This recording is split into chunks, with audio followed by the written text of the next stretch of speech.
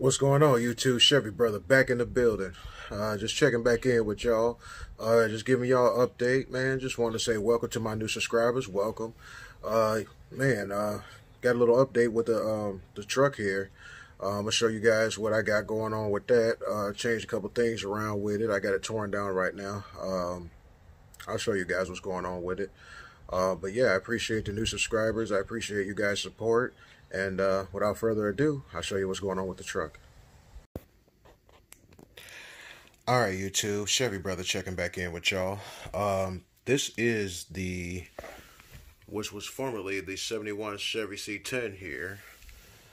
I put my Rustler body on here. What I did was I kept the Telluride mounts on here. I re-drilled the body, set the Rustler body down on a Stampede chassis. The problem that I'm having here is we were out running today. I actually got this truck running. I got the connectors fixed and everything else. We're out running today, and we busted the yoke right here, right by the differential in the back. This thing said, bye-bye, peace out. We were out running today. It's about 90 degrees here in Chicago. The pavement was kind of hot. You know, it was blacktop. These are GRP S3 compounds, as you can see here. This tire here, this was on the front over here, but this tire, you see the way the rubber looks now on it? But these tires are like about maybe 5 years old, but I haven't really ran them that hard. This truck's only on 3S here. Took it out today, and the tire was like really soft, and I'm kind of scared that this tire's going to blow up. But just so happened I have 5 tires, so I'm not really too worried. But with 5 tires, I used to, rotate the tires around so they all wear evenly. But it's just this one tire here. You got to watch the edge over here. See how it's wearing right there? That might blow apart on you, so, I might just have to retire that one. But anyway, getting to the back here, I put my own axles together. What you can do is you can get a kit where you can get just this stub axle here, and you could take the U-joint apart in there, and once you take it apart, you put it together, you can put your own axles together. It's a lot cheaper than buying them.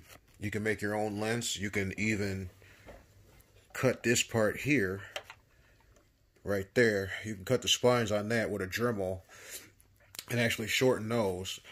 Excuse me. You can actually shorten those and shorten your drive shafts here, and it fits like a champ.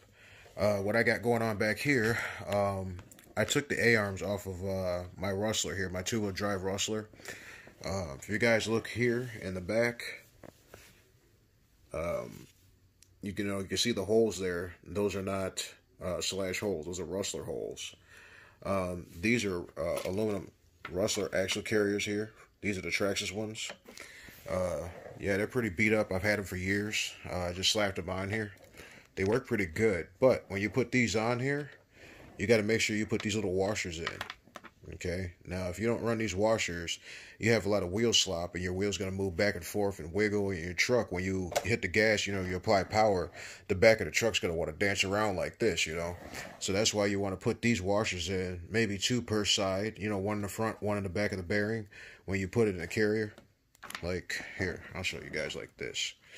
When you put it in there, let me see if I have a bearing here. Yeah, I do.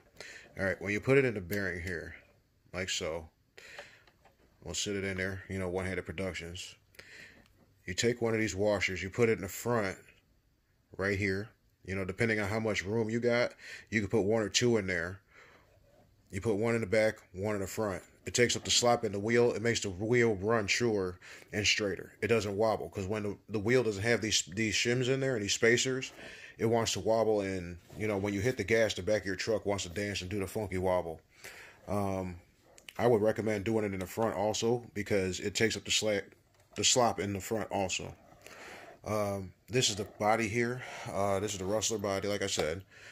This paint here is Rust-Oleum paint. This is not hobby paint at all. It's been holding up pretty good, I'd say. You guys see the metallic flake in there, the glitter. That's just, blue spray paint Why? Well, what it was like a glitter paint I sprayed first. I let it dry. Then I fogged in the blue. You know, I let that dry. I fogged in the blue. Um, it was, I don't know why it kind of shined gray right here, but it just came out that way. Let it dry. Then I fogged in the purple here. See how the color's flipping on it as the light shines on it. I used the blue as a backer. You know, I sprayed, you know, a fog of light purple, blue as a backer. And with the light, you can see how the paint changes to blue. It's like purple with blue backer. I'll go ahead and lift the body off and show you the underneath, how it looks. We do have a couple road boo-boos because we do run. We slid on the roof on the street, so, you know, that's a street alley there, but, you know, no biggie. Go ahead and let you guys see the front here. We got a scrape there in the front here, but we can fix that. No biggie. This body, I haven't really stretched the legs on this thing yet, so I don't know if it catches air or not. This is really just, to me, a fun speed basher. It's not really a speed runner, quote unquote, but it's got speed run parts in it. We're going to go ahead and crack the hood here. This is the underneath of the body. Nothing special. This is just Rust-Oleum here. This has been sticking pretty good. It hasn't flaked off. All I did was I scuffed the body really good with the SOS pad, a green one you could buy from Jewel, or I'm sorry, from the grocery store, or you know, you can go to Home Depot and get them too, or Menards. Once you scuff it, you let it dry. Make sure you wash it with dish soap like Dawn. Let it dry, and boom. That's the cheapest way to do it. And you can get pretty wild with the paint. You know, check mine out. Okay, now getting over to the car here. We got the connector fixed on the ESC here. We cleaned the wiring up.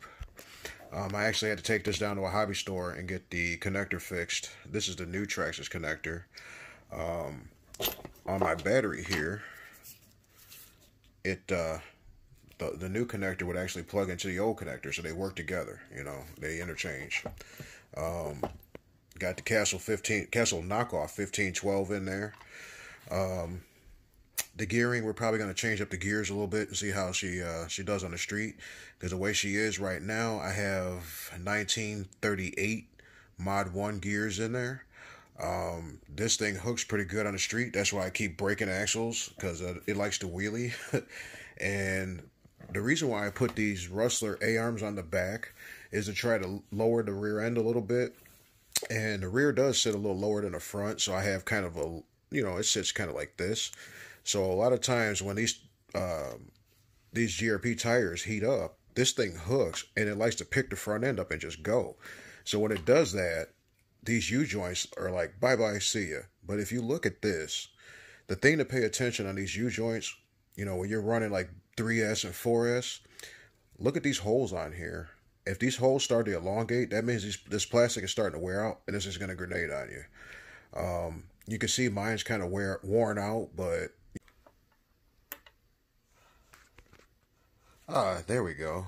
I was wondering what happened. Sorry guys, I ran out of minutes on my my memory card here, but chiming back in, as I was talking about the drive shafts here, when you look at the holes, they elongate. You want to keep just pay attention to these.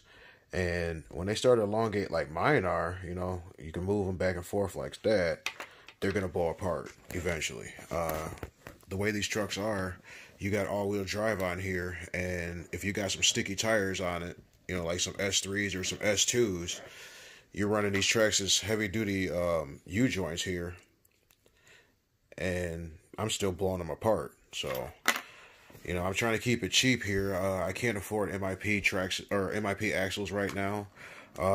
That's why I keep, you know, just rebuilding these Traxxas ones. As you see in the front here, I built these just out of spare parts I had, you know, just swapping U-joints over just to keep it heavy duty. But this motor right here does eat these axles pretty bad. I mean, if you guys see it, look. Look at this one. I just put them together out of just what I had laying around. But we got some other ones here, like this one. Let's see if you guys can see that. Autofocus here. Yeah. This is one I had in my Rustler. You see the difference? The holes are not elongated like the other one was. So, this is a good one. that one there. That one's kind of worn, but it's good enough for now, you know, because I'm just trying to put the truck back together so I could run it. Uh, you really need to replace it when it looks like this. I mean, if you're running 4S, I highly advise not running 4S looking like that. I wouldn't. I'm running 3S. It's kind of sketch, but we're gonna send it. You know, it blows apart, we'll just fix it. No biggie. But yeah, that's all I've got right now. So rate, comment, subscribe, give me a thumbs up, and as always, keep RC and keep wrenching. Peace.